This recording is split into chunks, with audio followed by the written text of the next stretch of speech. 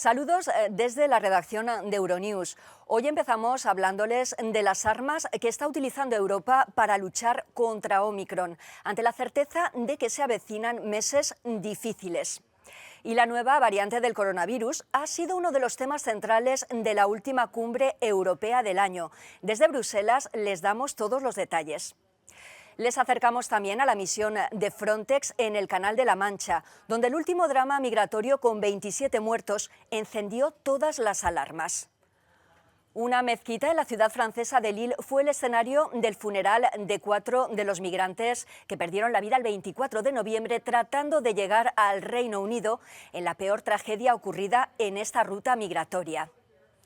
Y echamos un vistazo al cierre de campaña en Chile, que se prepara para decidir entre dos extremos. Les contamos también que ha fallecido la viuda del dictador Augusto Pinochet, Lucía Iriart. Tenía 99 años. Además, destacamos una de las noticias tristes de 2021, la cifra de periodistas encarcelados, 488, un 20% más que en 2020. Es viernes 17 de diciembre. Comenzamos. Europa vuelve a las restricciones fronterizas y a las campañas de vacunación ante el temor a la variante Omicron y a su rápida expansión. La velocidad con que se expande la variante Omicron de la COVID-19 causa inquietud en los hospitales españoles a las puertas de la Navidad. La amenaza rusa en Ucrania, Omicron o la cuestión energética centran la atención de los miembros en la cumbre europea, con posiciones comunes en muchos aspectos, aunque sin grandes acuerdos. Mucho más que unas elecciones, Chile elegirá presidente el domingo entre dos extremos políticos mientras redacta una nueva constitución. 2021 ha sido el año en el que más periodistas han acabado entre rejas. La represión ha sido especialmente importante en China, Birmania y Bielorrusia. La cascada de nuevas restricciones fronterizas en algunos países europeos comienza a provocar una reacción en cadena. Italia es uno de los países que exigirá una prueba de PCR a todo aquel que entre en el país, esté o no esté vacunado. Roma mantendrá estas restricciones durante toda la Navidad, coincidiendo con la vacunación de los más jóvenes. El país transalpino marcaba este jueves un nuevo récord de contagios. En Francia se aplican ya duras restricciones a los viajeros procedentes del Reino Unido, aunque por el momento se muestra totalmente en contra de hacer lo mismo con los países de la Unión Europea.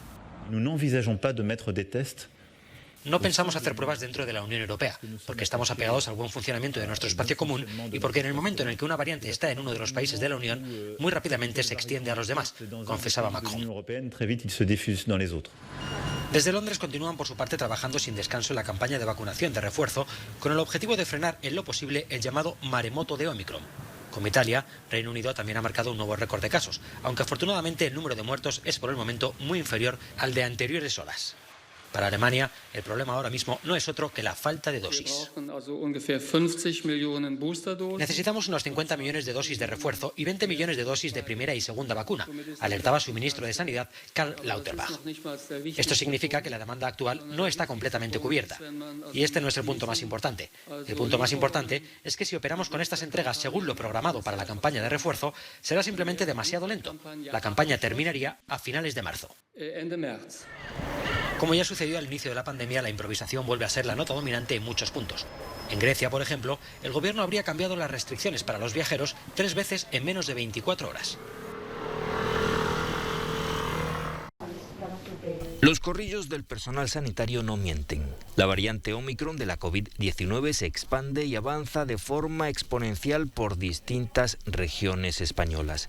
En algunos hospitales de Madrid está presente en 1 de cada 3 casos detectados. Los expertos coinciden en que dentro de unas semanas será la variante dominante en todo el país. Mientras tanto, la inquietud crece en centros como el Hospital del Mar de Barcelona, tras ver cómo se vuelven a llenar de pacientes de COVID-19 sus unidades de cuidados intensivos. El paciente, el más joven, tiene 52 años y el mayor tiene 87. Preferentemente es un paciente que no está vacunado. No muy lejos de allí, el Hospital de Terrassa se prepara para una nueva oleada de ingresos, la sexta desde que estalló la pandemia. Las vacunas, aseguran, han evitado que la situación esté ya fuera de control. Tenemos 2/3 de los pacientes ingresados en hospitalización convencional, en un área dedicada específicamente a la hospitalización de pacientes COVID, y 1/3 aproximadamente en el área de críticos, ¿no?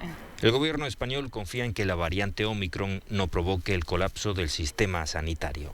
El pasado miércoles se inició la vacunación de los niños de entre 5 y 11 años y la vacunación de refuerzo se ha extendido a los mayores de 40. La incidencia acumulada se ha multiplicado por 5 en un mes y supera ya, a las puertas de la Navidad, los 440 casos por cada 100.000 habitantes. La situación en Ucrania y, por supuesto, Omicron coparon casi por completo una cumbre europea que concluía este jueves sin una posición común sobre nuevas restricciones fronterizas. Algunos países ya han empezado a imponerlas y otros son más cautos, aunque todos se muestran de acuerdo en un punto. Ahora mismo es clave insistir en la vacunación. Charles Michel, presidente del Consejo Europeo, resumía cuáles son las intenciones de Bruselas para combatir la nueva y temida variante a nivel comunitario. Estamos totalmente comprometidos en acelerar la tercera dosis y también estamos totalmente comprometidos en reforzar el nivel de coordinación en cuanto a la movilidad intercomunitaria y la movilidad con terceros países. Y el cuarto punto importante con respecto a la COVID es la solidaridad internacional. La presión rusa sobre Ucrania no quedó de lado, con Alemania y su nuevo canciller, Olaf Scholz, como uno de sus miembros más firmes en su posición. Scholz dejaba claro en Bruselas que todo aquel que no respete las fronteras europeas debe pagar las consecuencias. Mantenemos nuestro llamamiento a Rusia para que rebaje las tensiones y se abstenga de cualquier otra agresión, recordaba por su parte Ursula von der Leyen. Nos gustaría estar en una situación en la que las relaciones con Rusia fueran buenas, pero eso depende en gran medida de las decisiones que tome Moscú. Por tanto, que no quepa duda. Si Rusia actúa contra Ucrania, la Unión Europea estará en condiciones de adoptar sanciones que podrían suponer un coste masivo. No hubo posición común por su parte en la cuestión de la crisis energética. República Checa y Polonia vetaban las conclusiones del resto de miembros al no ver satisfechas sus exigencias respecto al mercado de derechos de emisión de CO2. El piloto danés Michael Münkner regresa a la base tras 5 horas y media de vuelo sobre el Canal de la Mancha. Es el comandante del avión de la operación de Frontex, Costa de Ópalo, encargado de vigilar esta región desde que una balsa se hundiera en el canal con 27 personas a bordo. Todas ellas fallecieron. No puedo entrar en detalles sobre lo que hemos visto exactamente, pero tenemos algunas fotos que podemos mostrarles de los distintos campamentos que estamos observando, especialmente en Calais y Dunkerque. ¿Entonces están monitoreando los campamentos en vez de los cruces?, pregunta nuestra reportera. Vigilamos los campamentos para ver cuál es el patrón de vida y qué están haciendo, si se están preparando para lanzarse al mar, y también mirando las playas, por supuesto. Frontex ha estado realizando vuelos sobre la zona a petición de Francia, y se supone que la misión durará hasta finales de año. No obstante, y aunque los responsables admiten que se baraja ya renovar dicha misión, algunas personas tienen serias dudas sobre la eficacia de las medidas empleadas para disuadir a estas personas desesperadas de hacer la peligrosa travesía. Creo que lo harán, confiesa el comandante. Si están lo suficientemente desesperados, lo harán, sin importar lo que ocurra.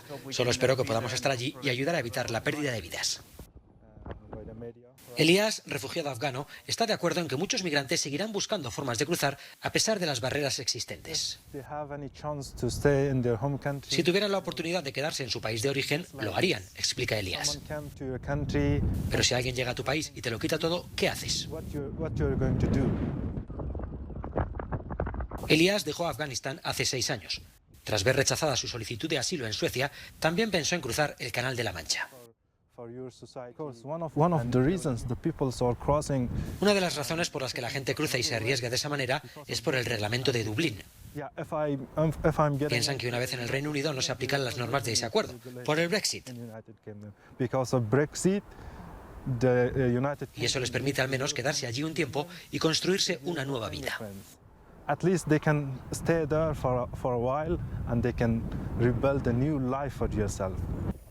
El reglamento de Dublín parte de la base de que todos los refugiados gozan del mismo nivel de protección en todos los Estados miembros de la Unión Europea y que deben solicitar asilo en el país de llegada. El bloque ha reconocido las limitaciones de este programa y ha prometido crear un nuevo sistema de gobernanza de la migración. El mes pasado, Elías fue autorizado a pedir asilo de nuevo, esta vez en Francia. Pero su odisea está aún lejos de acabar. Si las autoridades deniegan su solicitud, nos cuenta, seguirá su eterno viaje, siempre hacia adelante, sean cuales sean las dificultades y las consecuencias.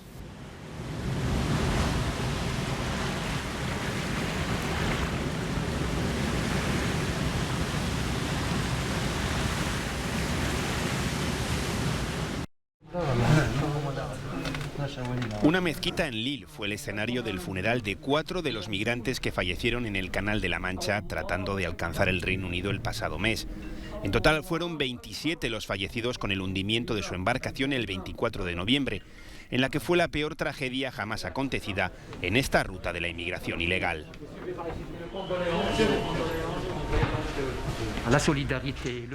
La solidaridad, compartir, la ayuda mutua son nociones que tienen, es cierto, un significado espiritual, religioso, que tiene también nuestro dicho libertad, igualdad y fraternidad.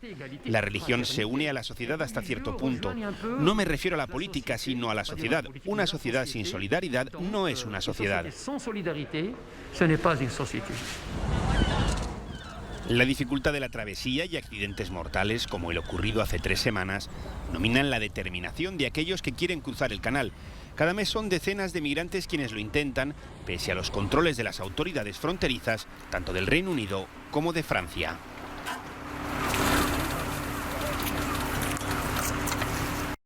Un terremoto cuyas réplicas llegan hasta el 10 de Downing Street.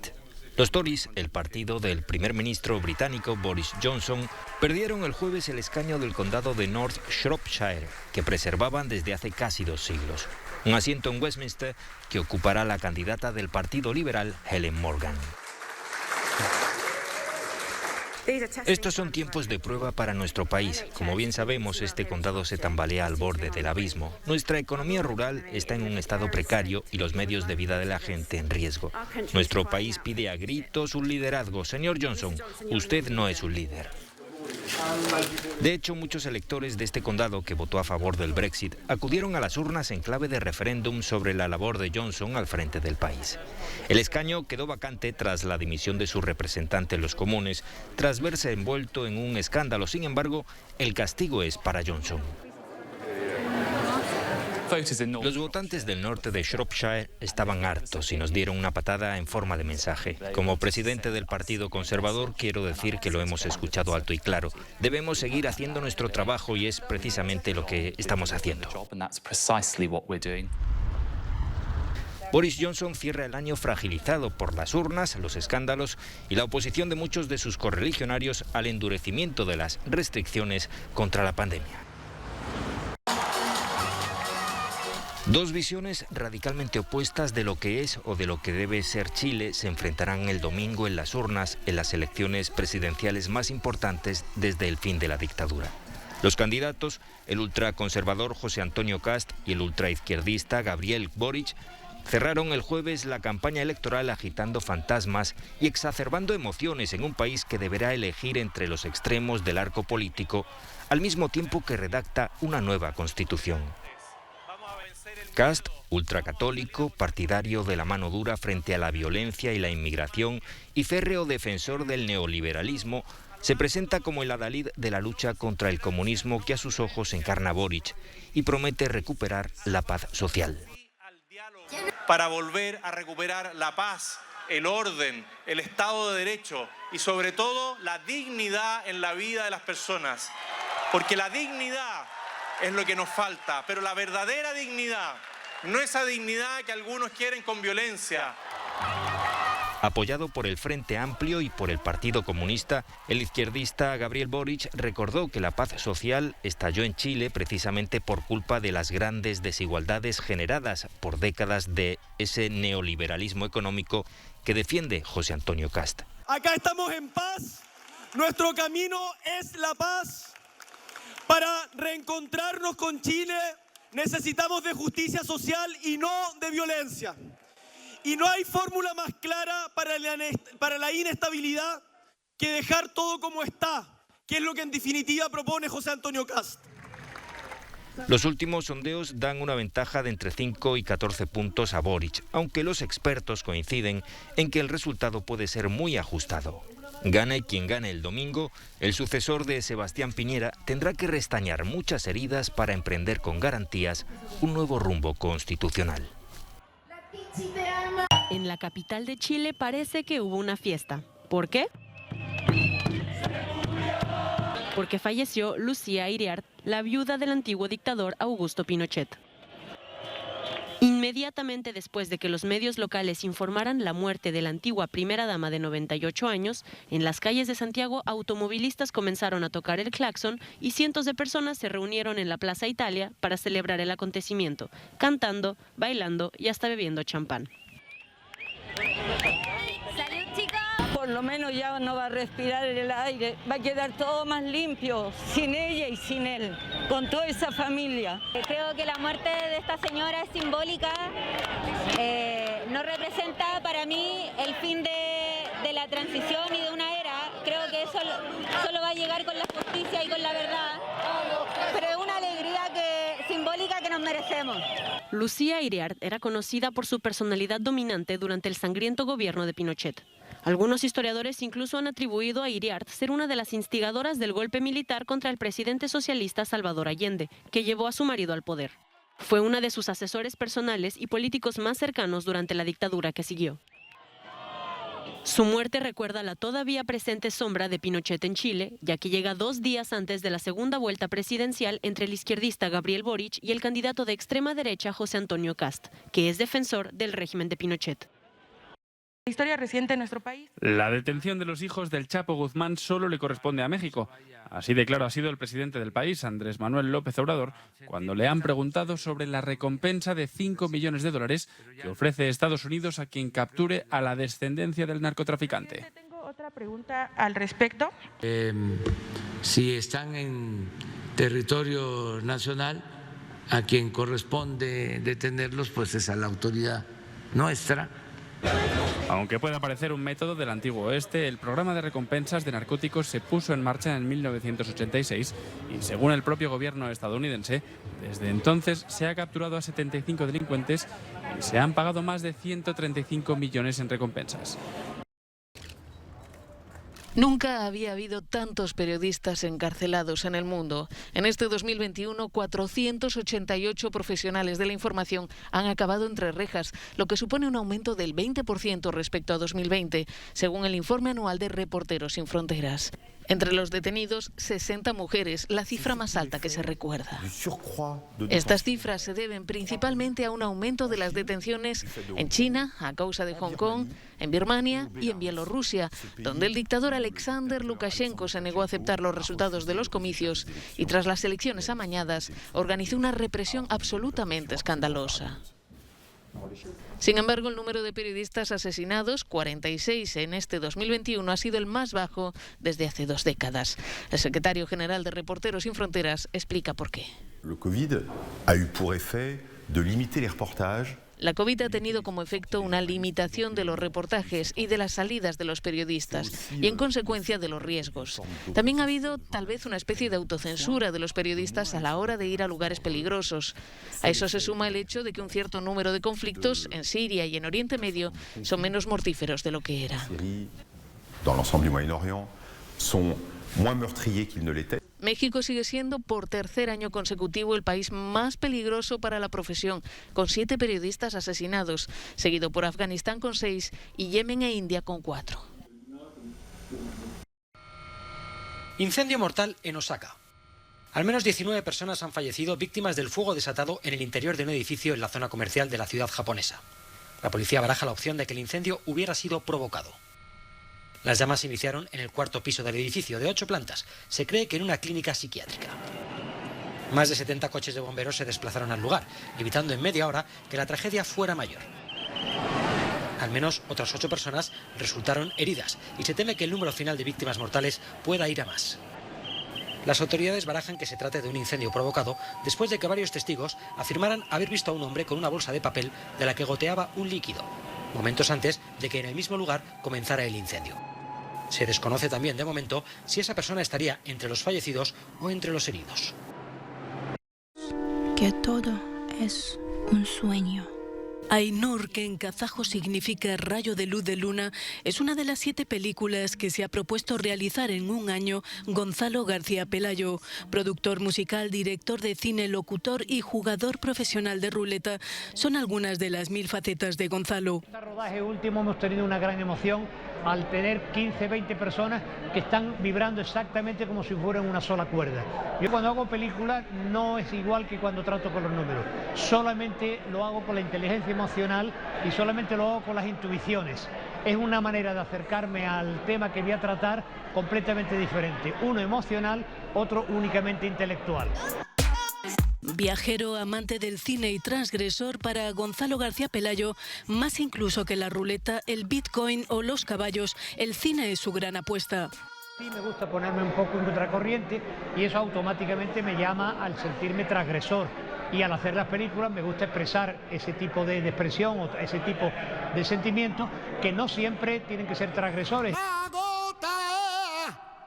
Dejen de prohibir que no alcanzo a desobedecer todo. Película rodada en Sevilla, es la primera de su septeto cinematográfico. Dejen de prohibir que no alcanzo a desobedecer todo.